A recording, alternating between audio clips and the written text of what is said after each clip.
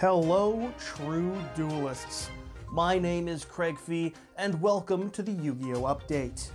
The OCG ban list for April 2022 has been released, banning Imperial Order and Verte Anaconda, as well as limiting Fusion Destiny to just a single format after it was banned, and Rite of Azimir and Water Enchantress. Those were the notable big changes, as well as an errata for Night Assailant, continuing Konami's trend of ruining the legacy of old cards by changing them entirely rather than releasing a retrained version. Could this hit signal the nail in the coffin for Verte Anaconda here in the TCG? Or even the Adventurer engine? It's hard to say what would be copied if anything, but if one thing is for certain, it's this. We'll know no sooner than in a few months from now. Fantastic piece of information.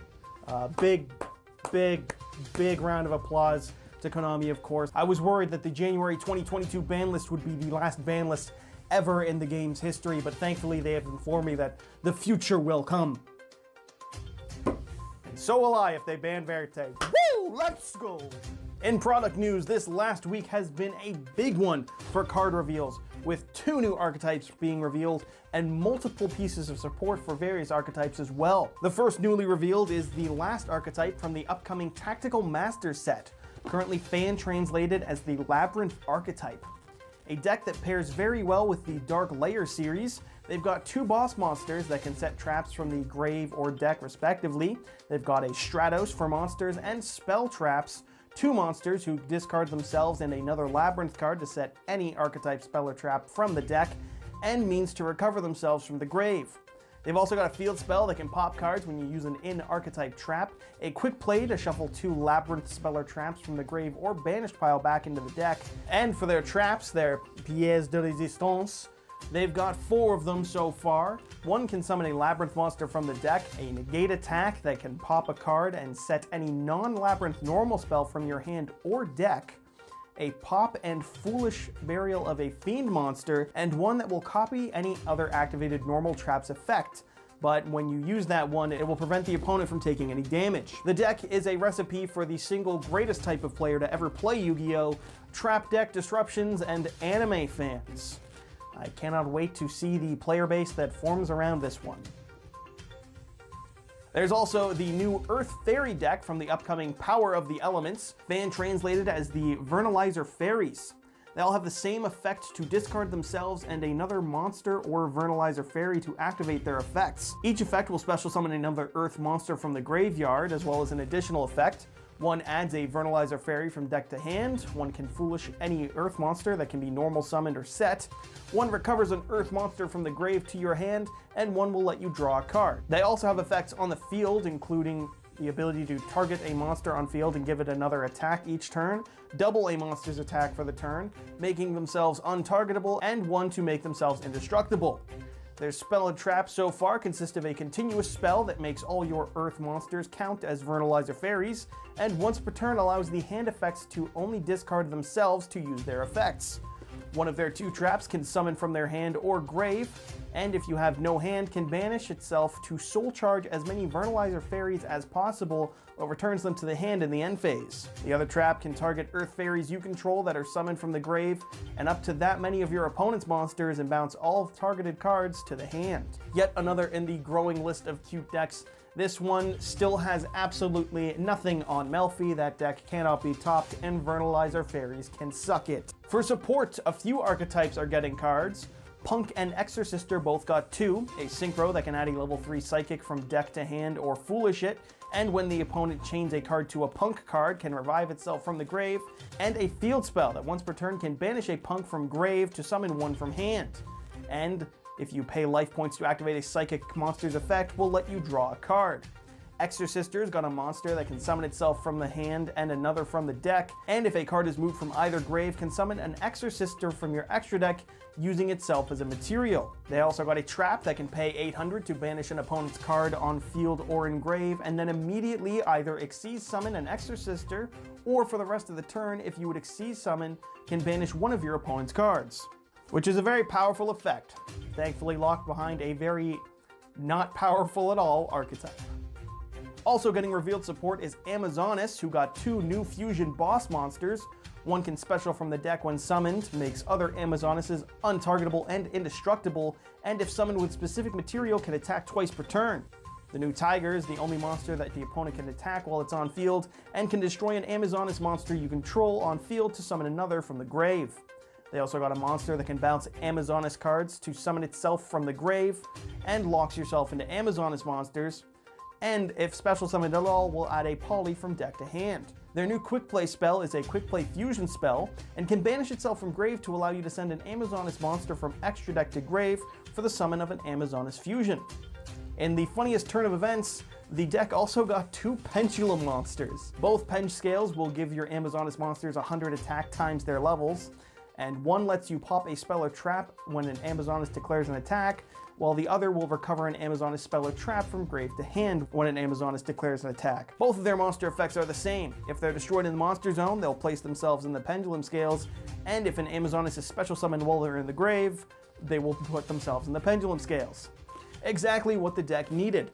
2 Pendulum monsters, definitely not anything else like a consistency or effects or any other card that would constitute a playable in the deck. That might have helped, but thankfully, Penda's best deck, so it doesn't matter. Gem Knights are also getting support, having a level 4 that can set a continuous fusion spell card from the deck if the opponent controls a monster and locks you into Gem Knights. Also, if it is used as a fusion material for a Gem Knight monster, will add any Gem Knight from grave to hand. They also got a level 2 that can discard a Gem Knight from hand to summon itself, and can send a Gem Knight from extra deck to grave to take that card's name, type, and attribute. Their new fusion monster requires any Gem Knight and a fairy, and protects any Gem Knight monster the first time one or more would be destroyed.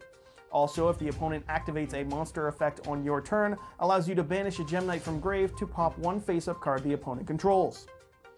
Their last piece of support is the replacement Brilliant Fusion. That's right, get excited all you 2016 players. Scatter Fusion has been revealed. Requiring the opponent to control a monster, summons a non-rock Gem Knight by sending the materials from the deck, and locks you into Gem Knights for the turn. Not only is this useless when going first, not only is it as xenophobic as the Burning Abyss archetype is, but even in the confines of its own archetype, does not allow you to summon your own boss monsters. You can't get either Master Diamond, and you can't get the FDK enabler, which is probably why it's so heavily restricted, but it is still hilarious to see a piece of support trying to do so much for a deck and allowing it to do so little. But then I suppose that might just be Gem Knights. The Amazoness and Gem Knight cards revealed are part of the next Duelist pack, in the OCG titled Duelists of Pyroxene, which I may or may not be mispronouncing. With the OCG cover showing a new Power Tool monster as well as this child from the anime, it's safe to assume that the third archetype for the set will be Morphtronic. It is also safe to assume that the TCG art will feature Mai from the original anime, as it is DM or bust, baby. That's the Konami motto. And lastly, for product news, OTS Pack 19 has been confirmed, set to release June 10th of this year. The only confirmed card as of yet is the Ultimate Rare Fallen of Abaz, to tie in with the Albaz structure deck, set to be released in April of this year. Most notably about this is that it does explicitly state it is only for America in the release text. However, that also was the case for the OTS Pack 16, so that's probably not a concern. Copium? Really though, I doubt it's exclusive to America. That's probably just some funky wording on their part.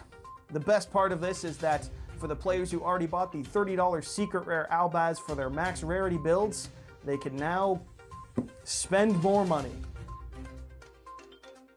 In Master Duel news, as thanks for reaching 2 million downloads, you can log in to get a free 1,000 gems, which is, hooray, one set of packs. Yeah. Also, the next event has been announced, the Normal and Rare event. Banning all Super and Ultra Rares, this event will allow you to use only cards of N or R rarity, Normal or Rare. This will truly give a chance for some other decks and cards to shine, most notably except for True Draco, True King, Megalith, Magispector, Generator, Time Lord, Phantasm Spiral Dragon, and Tenyi. as those have been specifically mentioned as having some of their cards hit on the special ban list for the event. That is correct. Zodiac, the deck that broke the Xyz mechanic, was not too strong for the Xyz event, but Magispector Raccoon is far too powerful for this one. Brain cells are apparently optional when it comes to planning these events. In community news, the 8th episode of the Progression Series' 2nd season, this week following Magician's Force, has dropped. Also this week, Simo's ban ticket got rid of Monster Reborn, and then Gage spanned an unbanned ticket, so I guess he's getting Thunderbolt back, or maybe Churnade. After some uneventful pulls, Gage came in with a burn strategy to try and throw off Simo, and Simo came in with a mid-range strategy to try and handle anything that Gage might throw at him. It was a quick 2-0 for Gage again. Was it due to his effective Pac-Man strategy and steady card advantage outpacing Simo, or was it because Simo failed to monkey flip the Imperial Order on his field? No one will ever know for sure, except for anyone who watched the episode. Season 2 score is now Simo's 2 to Gage's 6. With the ability to get either Lightning Bolt or back row removal back next episode, things are looking pretty damn good for Team Gage. Congrats this week go out to MBT for reaching 75,000 subscribers on his channel. Here's to seeing his channel grow and for him to get even more hate from deck communities canceling him in the future. Also from MBT this week, he's announced a YugiTuber Awards for 2021. Featuring obvious categories as Best YugiTuber or Best Streamer, the event will also feature some unconventional awards, including Best Patreon Name and Worst Post, which I can only imagine will be a highly contested one given the gems this community is capable of putting out. You can go to his Twitter to find the Google Doc where you can nominate any YugiTuber or streamer you wish to see win in a category, and best of luck to everyone. Here's hoping Farfa fans don't brigade it and just put his name for absolutely everything. And so, that wraps it up for this week's update. As always, I'm your host, Craig Fee.